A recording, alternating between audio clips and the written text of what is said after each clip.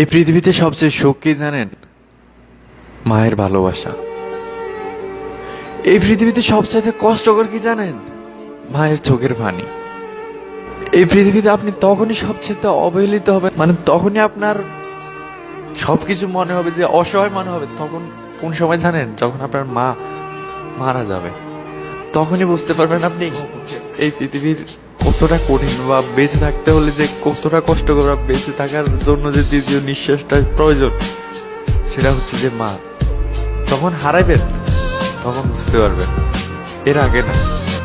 আরে মা ছিল যখন, তখন প্রতিদিন সকালবেলা কল দিয়ে বলতো, ও রাব্বি যা, ডিউটিতে যা, টাইম হয়েছে।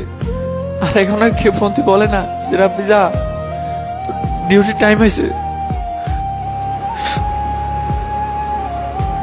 আমি জানি না যে আল্লাহ কেন আমারে যে এত অল্প বয়সে যে মানে মা হারাইছে বা মা হারা হইতেছে এত অল্প বয়সে।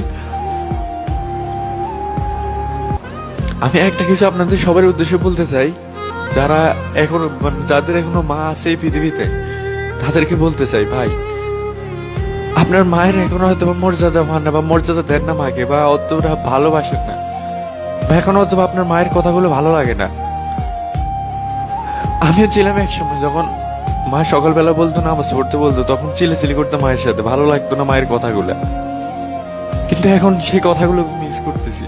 সেই কথাগুলোর জন্য আজকে এখন মানে খারাপ লাগতেছে যে মা এখন আর বলতেছে না যে কথাগুলো। আপনাদের সবার উদ্দেশ্যে বলতে চাই, যাদের মা এখনো বেঁচে আছে, প্লিজ মায়ের ভালোবাসাকে ধরে রাখুন। হয়তো এখন পাচ্ছেন মায়ের ভালোবাসা, যেদিন হারাইবেন সেদিন হয়তো হাজারো চেষ্টা করে, হাজারো কান্নাকাটি করে সে মায়ের ভালোবাসাকে আর ফিরে পাবেন না। যান, বলুন সরি মাকে, মাপ চান মায়ের কাছে, জীবনে যত ভুল করছেন। হয়তো সেই সুযোগ আর আসবে না, হয়তো এখনই সুযোগ আপনার। যান আপনার মায়ের কাছে, কল করুন আপনার মায়ের কাছে যে মা আমাকে ক্ষমা করে দিন, জীবনে যত ভুল করছি আপনার সাথে ক্ষমা করে দিন মা। হয়তো হারানোর পরে হাজারো চেষ্টা করে আমার মতো বলতে পারবেন না, মা আমাকে মাফ করে দিন।